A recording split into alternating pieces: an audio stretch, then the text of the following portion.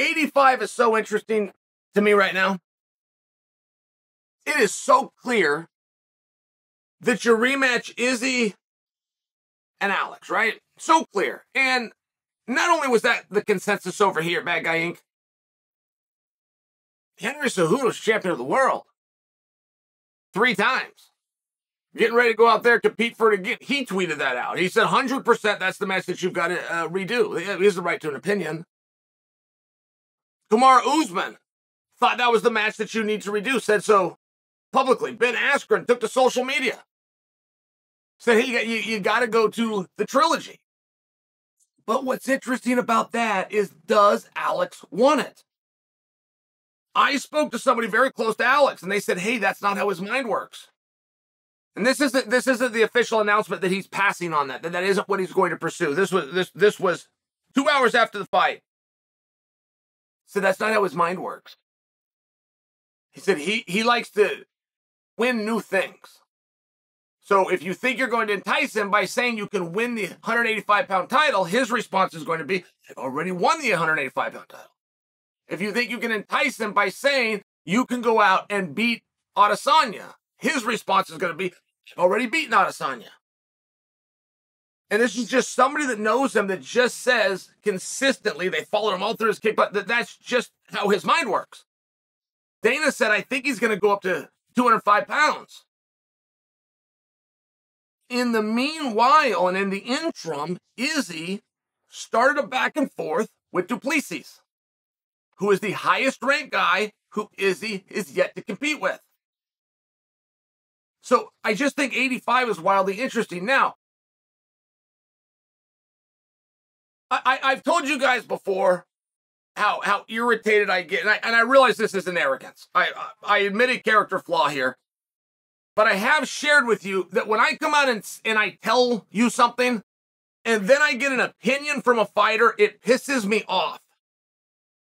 Because it makes me one of two things. Either the fighter didn't hear me say it. And if you're in this sport, if you're a pundit, a promoter, an athlete, and you are not listening to every single lesson that I give you for free daily, I'm not going to respect you the same.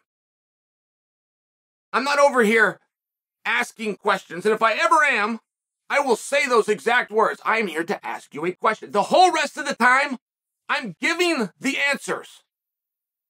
So when a guy comes out and he says something contrary to what I said, he either didn't hear me say it, or moreover, which would be a much bigger insult, a much bigger sin, he doesn't think I'm right. And I just must tell you the frustration that would create. Case in point, Robert Whittaker. This morning, I read, interview that he did last night, I read it this morning, that he realizes he's in a very precarious spot. Now, that is an exact quote of what I said about him. So now I think, okay, we're doing good here. He's not only listening to me, he's quoting me. He says, I believe that I was held to take on Alex.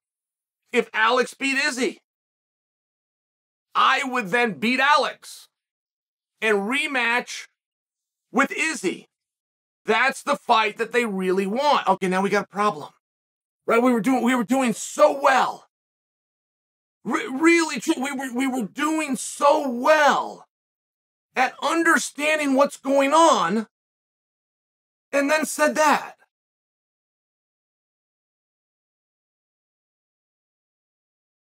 Politely, okay?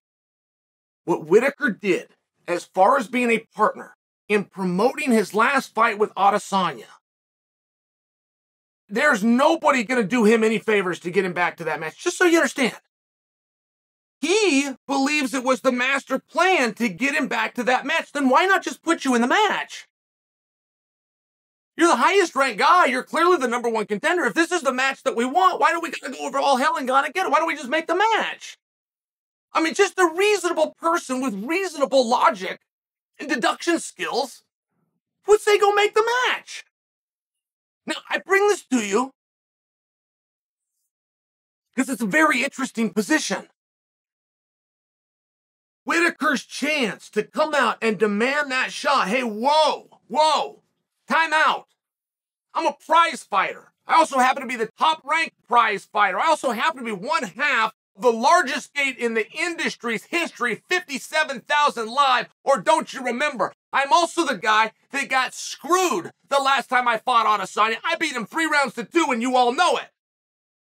Now, you kept me on ice while you're booking everybody else up, and you kept me here to take on Alex, which I would have done with my mouth closed, but after I beat Alex, you were going to bring me Izzy.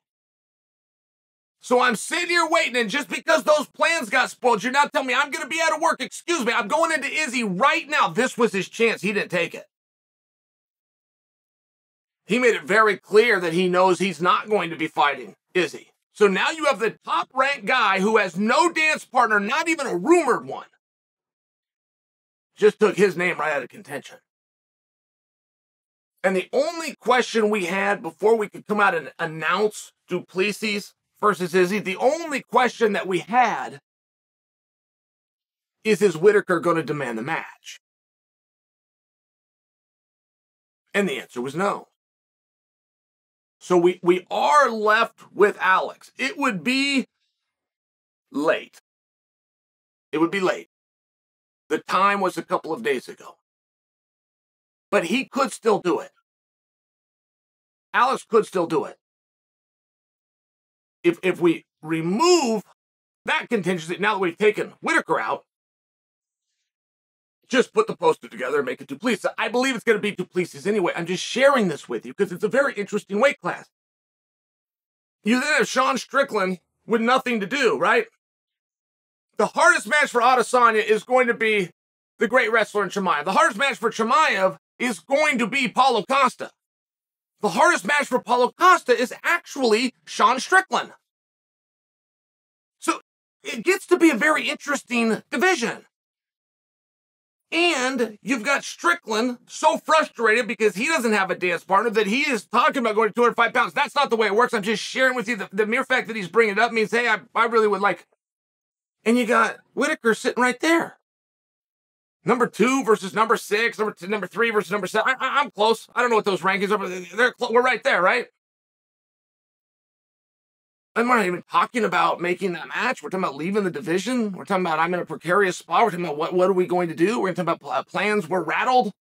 I was supposed to fight him and X, Y, and equals Z, and there's a cooler behind the barn, and if you look in there and there's ice, that means that the cheese sandwich has melted. I mean, what is he talking about? Tell you what he's not talking about. He's not talking about fighting Izzy next. I'm not talking about being the guy. I'm not talking about activating that number 1 contenders card. I mean, I got to tell you, Whittaker, I'm giving him a hard time, but I like Whittaker a lot. On a personal level, he's very nice to me. And as an athlete, he's fantastic. He's fantastic.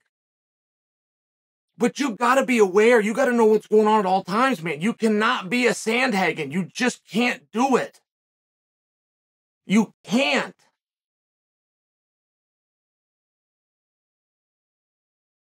$185 is a very interesting spot. You got a couple of guys available. One's named Sean Strickland. One is named Robert Whittaker.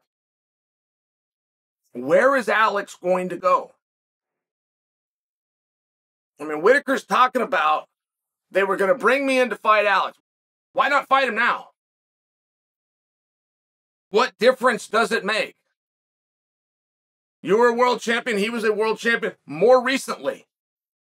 You lost to a guy twice who he beat 3 times. I mean, right? It kind of balances that. Why not fight now? That would sure solve a lot of problems. You don't know what you're going to do next. Oh, by the way, if you fight him and you beat him, which you just proclaimed to the world you would beat him, which is why you and Izzy were going to rematch him, is your own words and by your own mouth. Why not fight him now? And there always seems to be a misconception, a missed opportunity within this sport to pass on a guy that just lost if you won.